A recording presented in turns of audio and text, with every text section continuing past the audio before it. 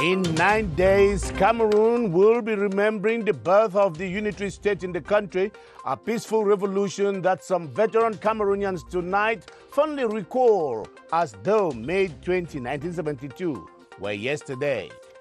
There is every evidence that the COVID-19 fight in Cameroon is losing steam, and this after government announced measures to reduce the stress on the economy. Our talk of the day in the news tonight explores why Cameroonians are risking their lives in blissful ignorance. Terrorists in Manfé snuffed life out of the youthful mayor of Manfé, who was gunned down in his car as he drove home after attending a political event in Manfé town. The 7:30 News profiles the 33-year-old who meets his tragic end just 3 months into office.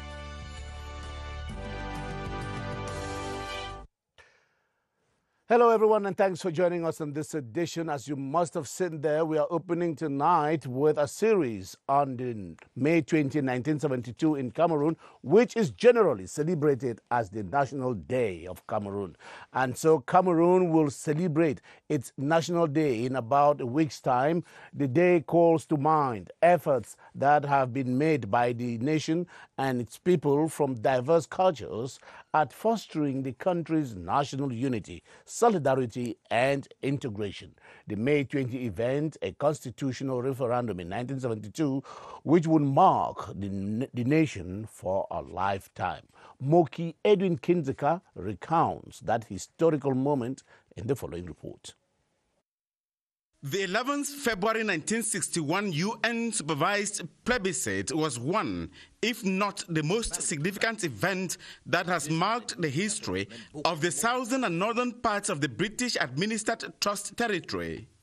British Northern Cameroons attached itself to Nigeria, while the southern part, today's northwest and southwest regions, voted with a 70.5% victory for independence by joining the Republic of Cameroon. The architects of the reunification were many, but frontliners included President Amadou Ahidjo, who led an independent Republic of Cameroon from 1960, and Honorable John Gu Foncha, who was Premier of the British Cameroons until the 1st of October 1961.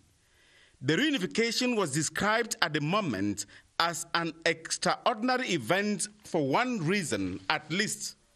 The British and French Cameroons had been administered separately by Britain and France since 1916, and according to the Amadou Ahidjo and John Gu Foncha governments, it was historic to have a people that were divided by colonial interest reunite and forge ahead for their general interest with a federal form of government. On 20th May 1972, a constitutional referendum was held and a new constitution made the country a unitary state. It was passed by 99.99% of voters with a 98.3% turnout.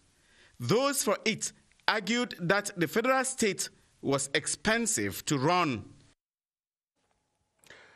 The referendum of 1972 is the foundation of modern-day Cameroon and is still engraved in the minds of some senior citizens who look back with nostalgia and admiration. Kilian Ndifan talked to some of them who shared their experiences and memories of the event.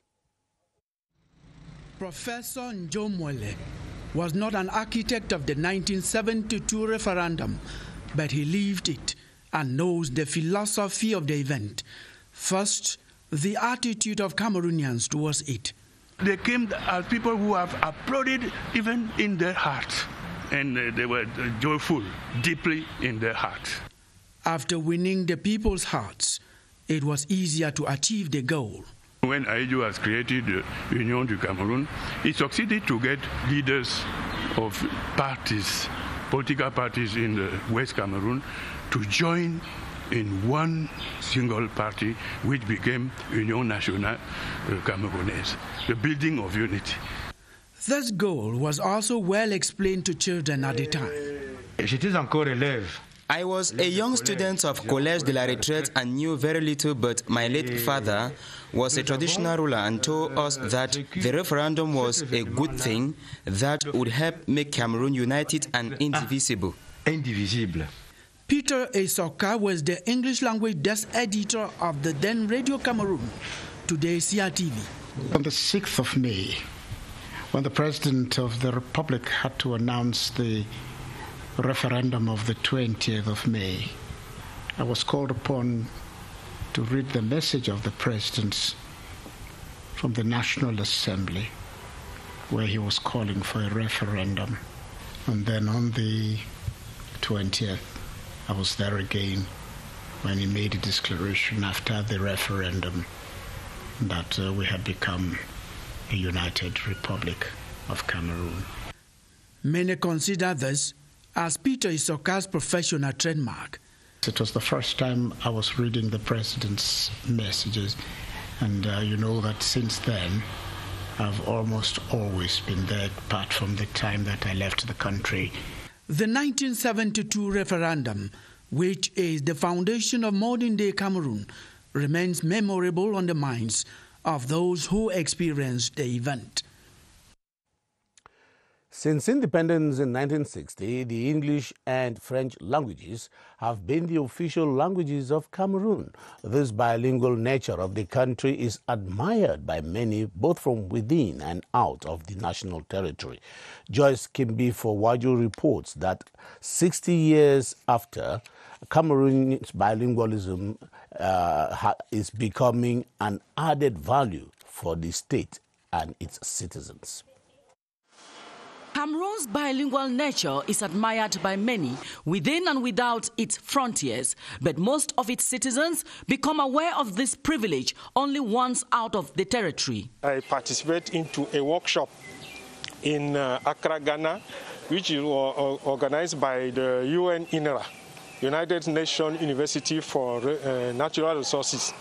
And during this workshop, we have mixed group with people coming from Anglophone and Francophone people.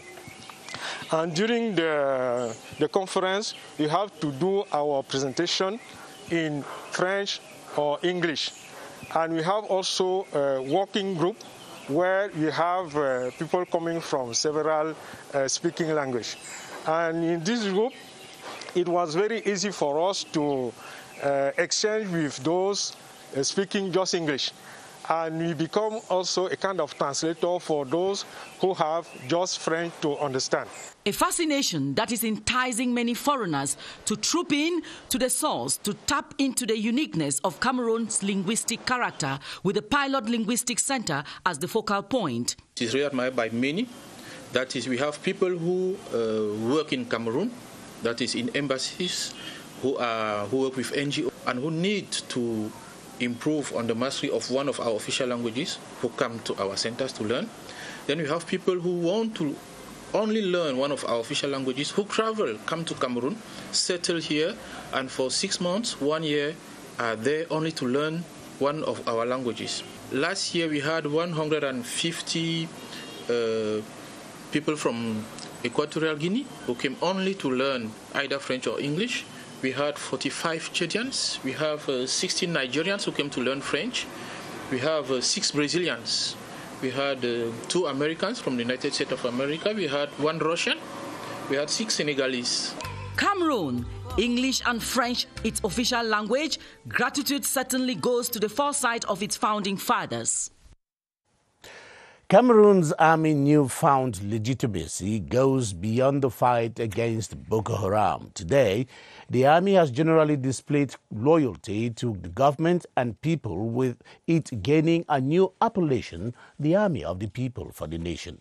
Thanks to modernization of the army, it now appears to command more pride and respect than some core institutions of government. Constantine Baum says the pride and respect, thanks to socialization between the army and the people, has enabled the army to emerge as a key player in the development of the state. Constantine?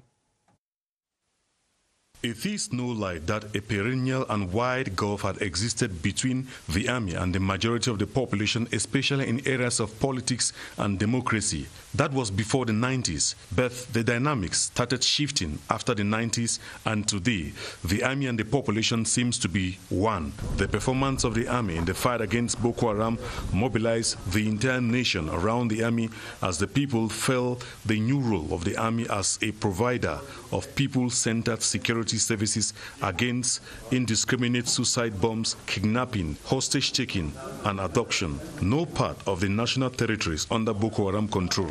As the army fought hard, weakened, and pushed out Boko Haram from the far north, today it has become the army of the people, the army of the nation, emerging as an organic platform for displaying patriotism. After Cameroon gained the Bakassi Peninsula, the army engaged in the fight against piracy, and today, Cameroon's maritime areas are secured.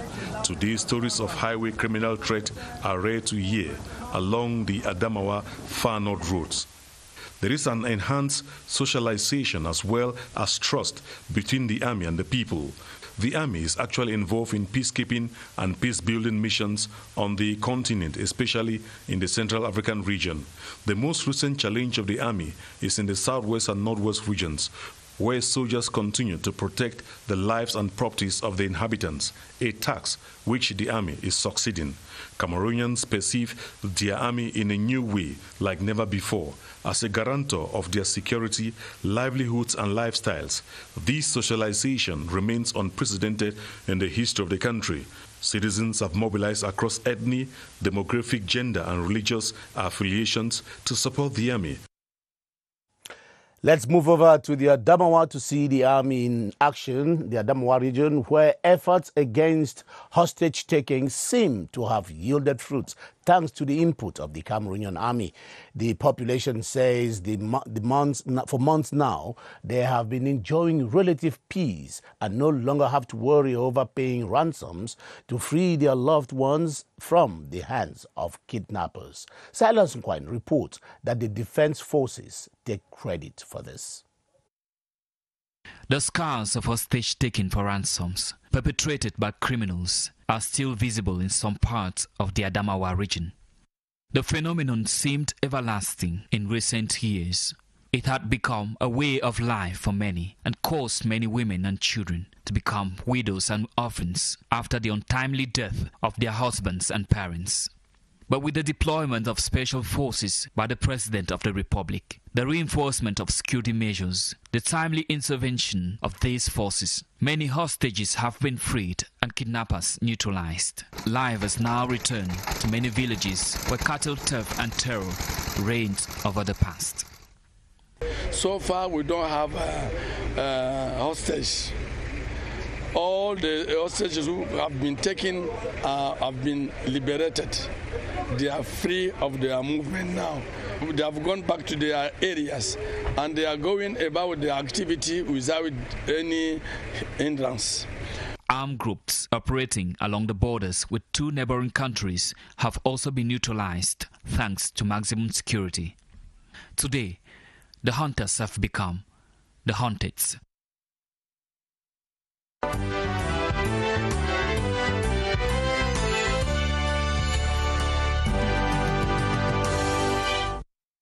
Thanks for watching the news on the Cameroon Radio Television, the CRTV. We are beaming live from Yaoundé. Reports say over 600 distressed Cameroonians have been repatriated upon their demand in the wake of the coronavirus pandemic. The last group of 30 was sent off the airport in Washington, D.C. by the Cameroonian ambassador to the U.S., who, upon instructions of the head of state, has been facilitating the return of Cameroonian stock in the country and who are still at the global as a result of the global crisis. We have details in this special correspondence with Cyril Peter from Washington, D.C. When the Cameroon embassy team arrives at Newark Airport in New Jersey, To ensure the smooth process of the boarding operation, the head of the consular section, Mr. Mohamedou Lamine, and the manager of Ethiopian Airlines, the company chartered to bring distressed Cameroonians back home, will have a quick and thorough list check-in. For this first contingent from the United States, more than 30 Cameroonians in distress were listed. We had businessmen, couples and families who came for personal reasons to the United States and were left stranded after the closing of American borders. An indefinite crisis situation that forced most not only to extend their stay, but also to financially struggle to get an affordable place to stay. A tough moment of financial difficulties that saw it ends when the head of state, President Paul Biya, instructed the government to take all necessary measures for operations of repatriations of Cameroonians back home. They used the opportunity to express their gratitude to the head of state, President Paul Biya, who came to their rescue. And once again, the head of state, President Paul Biya, has shown once more that he is the father of a nation, that he cannot abandon his children somewhere. And we're very glad going back home and send words of appreciation for that effort. This is something that we should continue, to fight together to build our country, and it's showing the way for us. I want to also seize the opportunity to thank the staff, the embassy staff in Washington. I think they have done a marvelous job coordinating us and bringing us here today. I'm really grateful to them.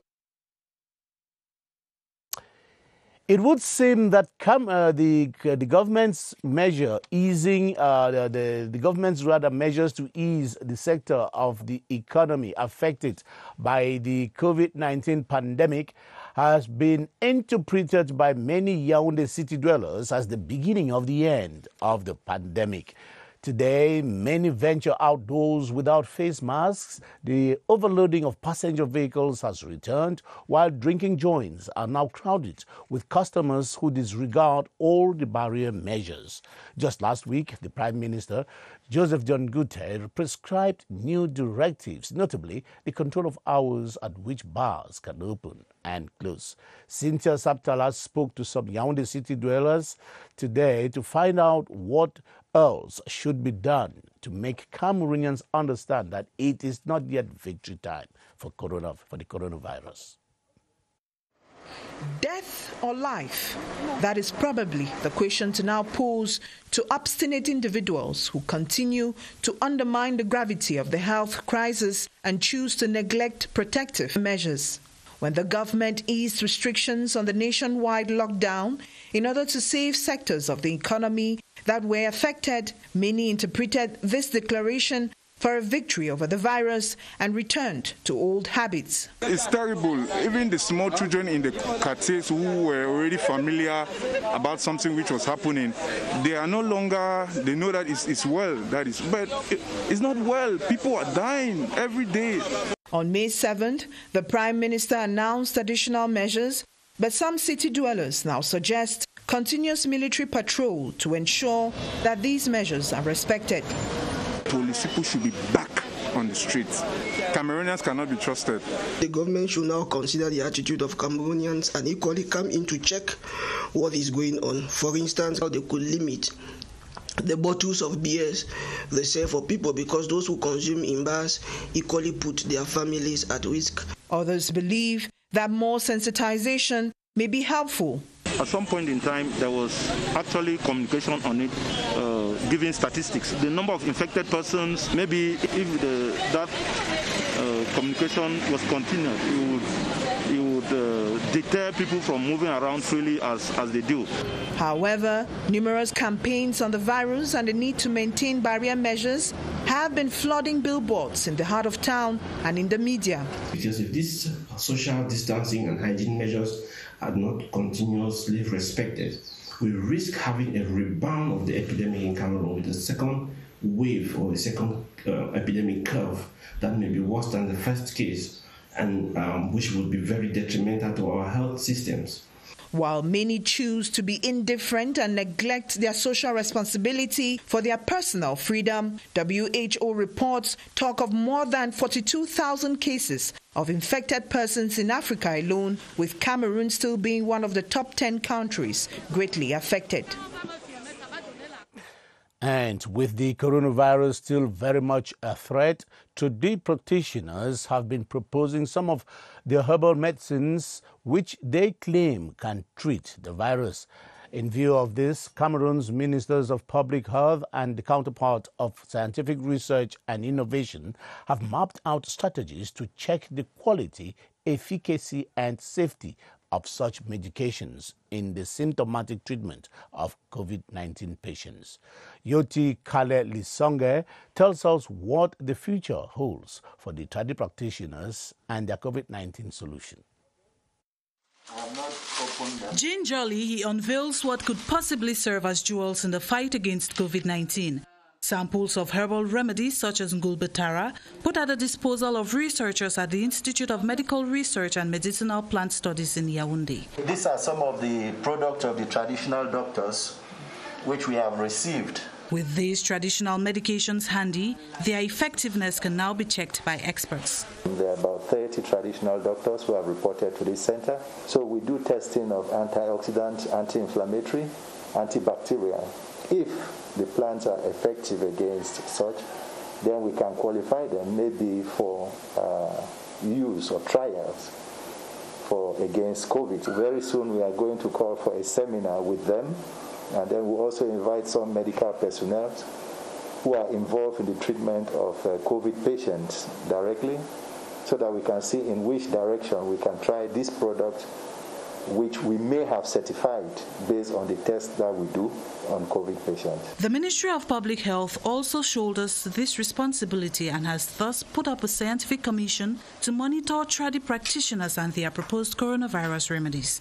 We have a randomized comparative study with two groups. One group taking a reference product and another group taking test product. And we compare to see whether it is equivalent or whether the test is more efficient than the reference. Quality without efficacy and security is no good at all, and products having such results will not be certified to treat COVID-19 regardless of how appealing the traditional pharmacopoeia are. Products found wanting. And in Douala, there has been a mad rush to procure Archbishop Samuel Kleda's proposed treatment for COVID-19 since the prelate publicly declared the portion had been tested on patients and was found to be an efficient cure for the COVID pandemic. The St. Paul Hospital of Nilong Douala is a place where people can go to procure this drug. Reports from there say the hospital authorities have had a tough time attending to demands which have come from far and wide. Dixon Ashu reports from Douala. Dr. Pauline Pelajingo Bitanga, an infectious disease specialist at the St. Paul Hospital in Nilong Douala, makes one last visit to now a former COVID-19 patient who prepares to go home after 10 days undergoing treatment with help of the Archbishop's traditional potion at the hospital. In the crisis, I went to a hospital in Bopi, but after some tests, they rejected me. I was advised to come here. I was taken in charge, and 3 days after, I noticed the symptoms had disappeared. I decided to stay for 8 more days to fully recover. She leaves the hospital facility with the assurance that her homecoming poses no health threats to her family, like many others who the management say a majority have left with the same impression. Myself, I have been in contact with a sister tested positive in Boya for 2 days without knowing. After she died, I was confined and administered a potion. It worked well for me. The Archbishop's outing to declare he has discovered a traditional potion that treats COVID-19 symptoms and the availability of the medicine at no cost in some Catholic hospitals in Douala like this one is pulling the crowd. But the distribution is not at random. The procedure here also requires preliminary checks and even treatment. Management here say over 154 cases of COVID-19 have been treated of the symptoms in this hospital, and at the time of this report, there were 40 pre-registered to receive the prelate's proposed treatment of COVID-19 in the facility. We shall now go over to the Public Health Emergency Operations Center here in Yaoundé. The ritual press briefing of the Minister of Public Health has just taken place, and Gilbert Ongene has the latest from that end. Hello, Gilbert Ongene. Now feed us with the latest and the freshest news from that end.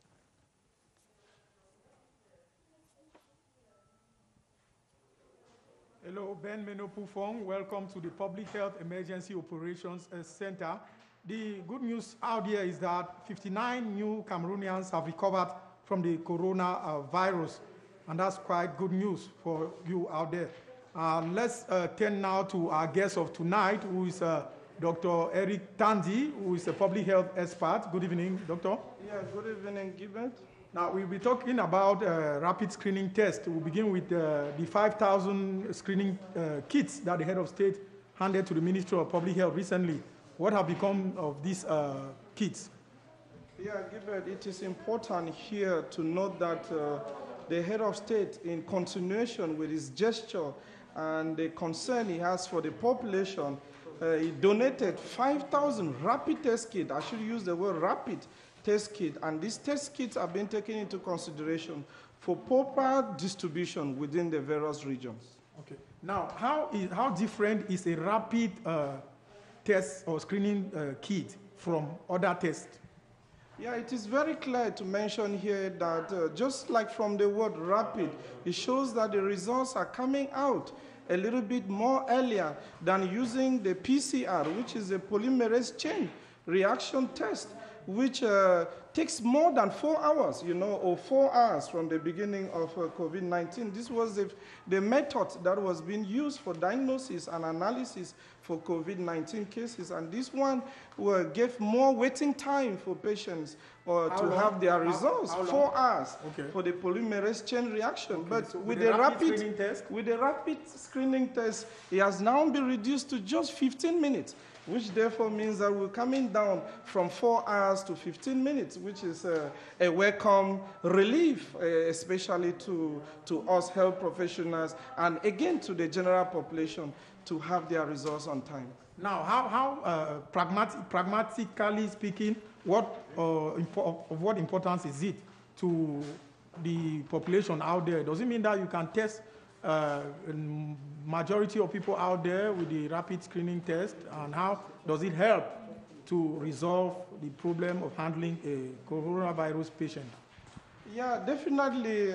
This is a very big sign of relief, especially to health professionals, because we should be able to segregate and separate patients faster from suspected cases and confirmed cases within a very shorter time. Coming down from 4 hours to just 15 minutes is a welcome relief, and we want to appreciate here that this will not only help health personnel, but it will also help the population to rapidly know their status as far as suspected conditions are concerned. Remember, we said that when you notice one of the symptoms that we've been producing, it doesn't mean that you are COVID-19 case, but until you have a confirmed test before you are sure that you are being diagnosed positive or not. So with a positive rapid diagnosis test, we will be able to screen more people within a shorter time. Talking about screening more people, there are cases of COVID-19 in our communities out there.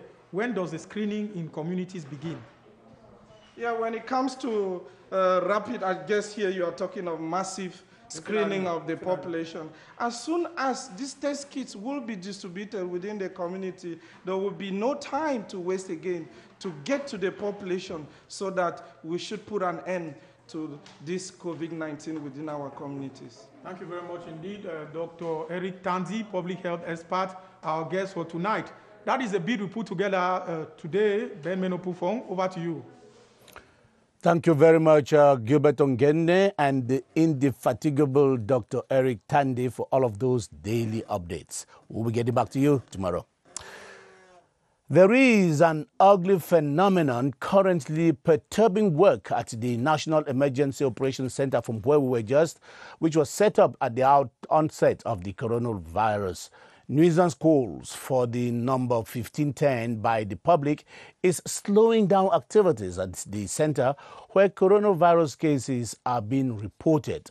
The health officials at the center say out of the 2,000 calls they receive daily, only about 10 are registered as COVID-19 related cases.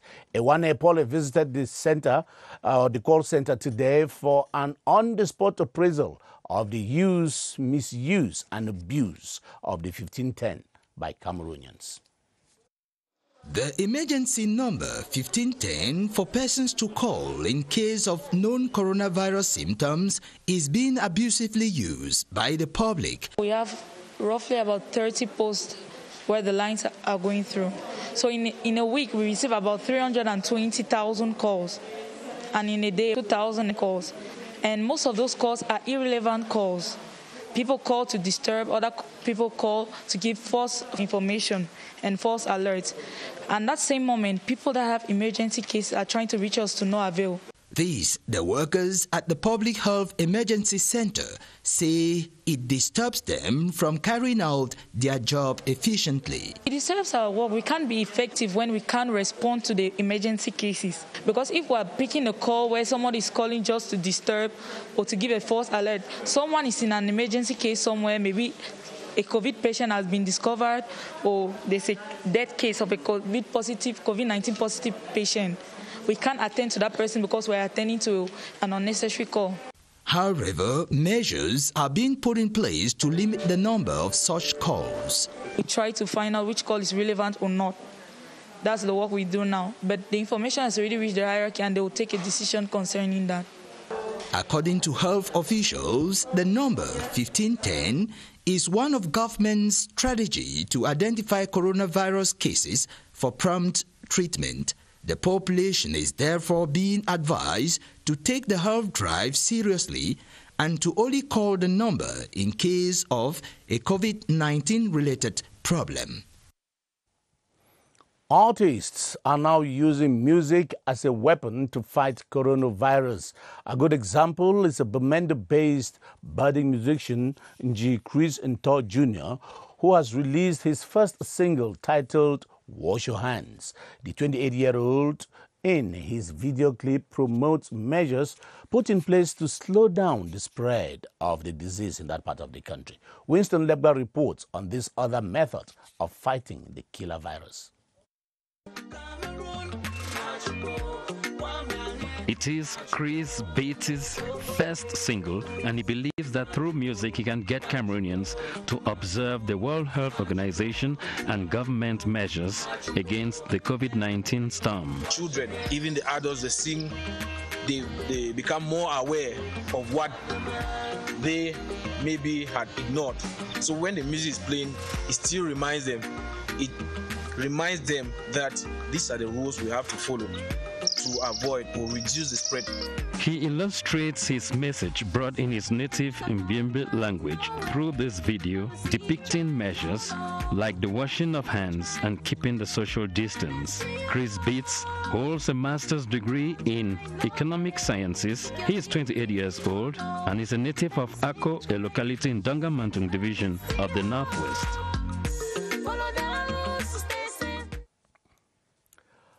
A gift comprising anti-COVID-19 kits and foodstuff has been offered to the Bafoussam Regional Hospital, a goodwill gesture from the Member of Parliament, Bernard Fongang, to accompany the government in the fight against the global enemy, the COVID-19. Doreen Asangu reports from Bafoussam. The gift, worth about 15 million CFA francs, comprising of 30 bags of rice, several cartons of soap, hydroalcoholic solution, thermoflash thermometers, dustbin with pedals and much more, has been offered in response to the plea of the director of the Bafoussam Regional Hospital, Professor George Eno Orok. The donor, Honorable Bernard Fongang, equally encouraged the medical personnel with an envelope of 1.5 million CFA francs. He says the battle against the COVID-19 is a general battle and therefore comes as a rescue flight to accompany the government. The director of the hospital expressed gratitude. I want to thank the donor, Honorable Fongang, who had the magnanimity to offer to the regional hospital Bafoussam material and equipment for repose against the COVID-19 pandemic in our region and in our country as a whole. I appreciate the support of the administration. The divisional officer of Bafoussam 2, Esono Bodo, expressed satisfaction for the work done so far and encouraged the director of the hospital to forge ahead. Nikila Mathieu Foto has succeeded her father, Foto Victor, as mayor of Pété-Banjoun. Following the death of the business mogul last month, the municipal council sat today to vote his successor. One of the contenders, David Kenye, was voted first deputy mayor. The newly elected mayor is expected to follow in the footsteps of her late dad, who served as mayor for two decades, and in the words of the SDO of the Kunki, is a true replica of a man with a people-driven vision. Ngu Henry reports from Bafoussam.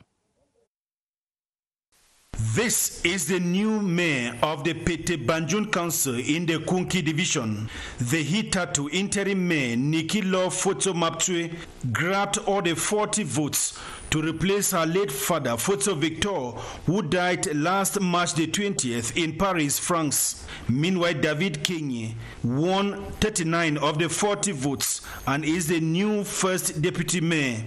Shortly after her election, Mayor Nikila Foto Mathieu expressed profound gratitude to the head of state Paul Biya, the CPDM hierarchy and the councillors of Pété-Banjoun. She has promised to continue with the solidarity and the charitable works of her late father, Foto Victor. Since I have been elected as a mayor of Pété-Banjoun, I do not want to do the job as the mayor. I want to work as the model for all the municipal councillors and the model for all the citizens of Pété-Banjoun. Kunki SDO Donatien has urged the councillors to collaborate with the new mayor and synergize all divergent efforts to develop the municipality. The event was attended, among others, by a delegation from the Central Committee of the CPDM led by Edouard Akamen Fumu. Now, onto this gruesome act. The mayor of Mamfe, Asho Princely Ojong's cold murder, which secessionists have claimed responsibility for. He was gunned down last Sunday on his way to Eshobi village, some 8 kilometers from Mamfe town. From reports from the Southwest Governor's Office confirm he was shot with an automatic gun. We have that report courtesy of our reporter Bridget Njeb Assam. The various villages work with their chiefs. That is the now late mayor of Mamfe Council, Asho Princely Ojong, during his last official outing in Mamfe on Saturday, the 9th of May 2020. In a press release issued by the governor of the Southwest region, Mr. Bernard Okaya Bilai, announcing the death, the now late mayor Asho Princely Ojong was on his way to Eshobi village, 8 kilometers from Mamfe town, for a meeting where he received a bullet on the head fired by the enemy using an automatic weapon of the AK-47 brand and died on the spot, while 2 elements of the defense forces who were escorting the mayor were severely wounded and immediately rushed to the Mamfe District Hospital. On this score, the governor has vehemently condemned the barbaric act and once again exhorts political, religious and traditional authorities of the Southwest region, as well as opinion leaders of all lenience, to step up efforts to bring those armed groups out of the hideout. It is worth mentioning that Ashu Princely Ojong, commonly called OJ, became mayor of Mamfe Council following the 9th February 2020 twin elections. Being the youngest mayor in Cameroon, Ashu Princely Ojong, after obtaining a bachelor's degree in sociology from the University of Chang, then got into business, bars the stage at his prime as he clocked 35 years old on the 25th of March this year. He leaves behind a wife and 4 children as the entire Manu community mourns him for his generosity. Gone indeed too soon. The duties and prerogatives of the main institution charged with recovering debts on behalf of the state and other corporate bodies in Cameroon have been broadened. This is contained in a presidential decree signed recently to lay down the reorganization and functioning of the Cameroon Debt Recovery Corporation, the SRC. In the following report, Charles Tembe presents the innovations in the organization and functioning of the corporation. There may be no major refurbishment of this fiscal structure lodging the Cameroon Debt Recovery Corporation, but its organization and functioning has witnessed a major mutation with the broadening of its duties and prerogatives. What has changed with the new mission is the increased spectrum of the recovery activities to all the public administration debts, the public companies, microfinance institutions, and other financial institutions such as bank, and the debt resulting from the monetary judgment pronounced by courts. The added duty of recovering state claims arising from pecuniary sentences passed by courts in and out of Cameroon will necessitate a boost in its manpower capacity. We are going to need the technical expertise of the personnel of the Judiciary Corps, like magistrates, judges, and those of the Ministry of Finance, accountants, and treasury experts.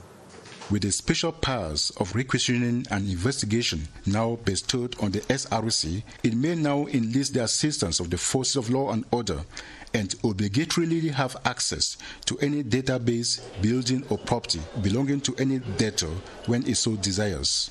Nothing much will change for the debtors that have good faith. Our good relationship will continue. On the other hand, the debtor with bad faith will have a lot to worry about. With its staff placed on debt recovery mission now benefiting from a special protection regime, the SRC is gearing to give creditors a brighter horizon. Television, that's the way it was. Good night.